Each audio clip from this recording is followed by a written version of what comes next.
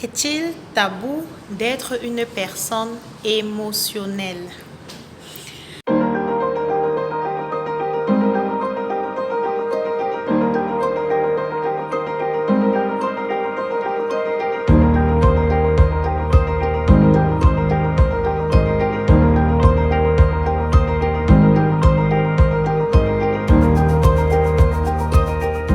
Bonjour mon ami, je suis Isabelle Tala, élévatrice de standard, promotrice de l'œuvre Tabou mis en terre. Je suis enfant de Dieu et j'aime Jésus de tout mon cœur et j'aime aussi une personne en particulier dans la Bible, c'est le roi David. Et vraiment, je regarde sa relation avec le Seigneur, combien est-ce qu'il pouvait exprimer ses émotions à Dieu. Et pour moi, c'est juste waouh. Voilà, il pouvait exprimer le soupir de son âme, le soupir de son cœur à l'Éternel. Il était une personne assez émotionnelle. Quand il fallait danser, il le faisait avec toutes ses émotions vraiment. Et même quand il fallait chanter, il exprimait avec toute son âme. Et aujourd'hui, ça peut passer pour tabou d'être une personne émotionnelle. Pour le chrétien, comme pour une personne qui n'est pas chrétienne, être émotionnel, je l'ai dit dans une vidéo en parlant de la personne sensible, on a l'impression qu'effectivement, vous êtes trop vulnérable. Mais aujourd'hui, j'ai vraiment envie de briser ce tabou parce que tu n'es pas un morceau de bois. Ton cœur non plus n'est pas un morceau de bois. Oui, dans une autre vidéo, je t'ai dit qu'il te faut être une personne spirituelle, mais cela n'inclut pas le fait que tu dois aussi être une personne émotionnelle. Tu dois ressentir des choses parce qu'on a eu des chrétiens spirituels qui ont pensé qu'il ne fallait pas qu'ils soient émotionnels et parfois on a manqué d'être juste compatissant, on a manqué juste de pleurer avec des personnes qui pleurent, de rire aux éclats avec des personnes qui rient, qui se réjouissent. On a manqué de danser, de s'émouvoir, de profiter de la vie, de jouir de tout ce qui est autour de nous parce qu'on a peur de ne plus passer pour spirituel. Voilà. Donc, à ce moment, lorsque on n'a pas un bon équilibre comme ça, corps, âme et esprit, on ne peut pas véritablement refléter le cœur de Jésus parce que la parole nous dit que Jésus pleura. Il pleura. Il a ri. Il a été à des fêtes. Jésus a exprimé ses émotions. Pourquoi nous on penserait que pour être spirituel, il faut être insensible? Non, je ne pense pas. Sincèrement, nous avons Jésus pour modèle qui nous a montré qu'effectivement, on devrait être des personnes épanouies sur esprit, âme et corps.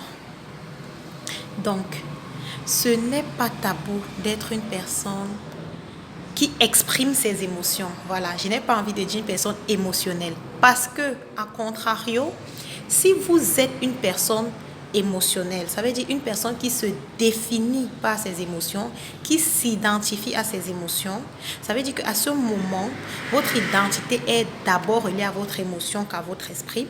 C'est votre émotion, c'est vos émotions qui vous dictent de quoi faire, qui vous imposent quelle réaction avoir face à une situation et non votre esprit, nourri par la parole de Dieu. C'est là que c'est un problème. C'est là que votre âme sera en souffrance. Parce que vos émotions, normalement, votre âme doit être assujettie à votre esprit bien disposé pour pouvoir ressortir les meilleurs sentiments, les meilleures émotions, aussi saines puissent-elles être, n'est-ce pas, face à une situation sans hypocrisie, sans malentendu. Donc, il n'est pas tabou d'exprimer ses émotions, mais il est dangereux d'être une personne émotionnelle, c'est-à-dire une personne guidée par ses émotions, qui ne décide que sur la base de ses émotions, qui ne dit merci au Seigneur que si elle est contente, si elle est fâchée, donc Dieu n'est plus bon, ou bien voilà, qui perçoivent les gens, qui traitent les relations juste sur la base des émotions, qui prennent des décisions en fonction de ce que son époux l'a énervé ou pas énervé et les émotions lui dictent quoi faire et non la parole de Dieu. Ça, c'est dangereux. C'est pourquoi nous devons être assez fermes dans notre identité d'enfants de Dieu, nés de l'esprit, gouvernés par l'esprit.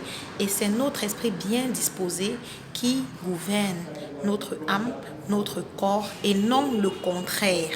Et non le contraire. C'est le même principe pour la chair. C'est bien de prendre soin de son corps. C'est trop important de faire du sport, de faire des soins de visage, de se mettre en beauté, de faire des maquillages, d'être belle, beau, attrayant. Mais combien c'est dangereux si c'est notre apparence qui nous dicte notre humeur ou alors qui définit même la qualité de nos relations, qui définit notre manière de vivre ou de penser, ou même notre humeur. Là, ce serait dangereux. Ou alors, c'est notre apparence physique qui passe même avant la place de Dieu dans notre vie.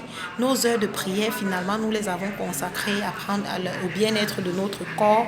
Donc, c'est ça qui crée en fait le déséquilibre et finalement vole l'épanouissement des personnes. Donc, mon ami, je veux pour toi que tu sois épanoui. Et ton réel épanouissement se retrouve en Jésus-Christ.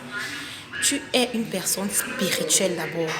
Et c'est en étant convaincu, affirmé, ferme dans ton identité d'enfant de Dieu, dans ton identité d'esprit, un esprit bien disposé à l'écoute du Saint-Esprit, que tu pourras faire ressortir tes meilleures émotions et que tu pourras prendre soin de ton corps comme il agrée à ton papa, à ton Dieu, à ton roi. Donc, c'est ce que je te souhaite. Sois béni, sois épanoui spirituellement, émotionnellement, physiquement. Sois épanoui. Reste connecté à ta bougie en terre. On est ensemble. Bye bye. Retrouvez le livre Vaincre l'adultère de Isabelle Talla Talom à l'international sur Amazon, Fnac et Smashworld. Au Cameroun, dans les librairies chrétiennes, scolaires et en grande surface comme Carrefour, Arnaud et Super U. Pour toute autre information,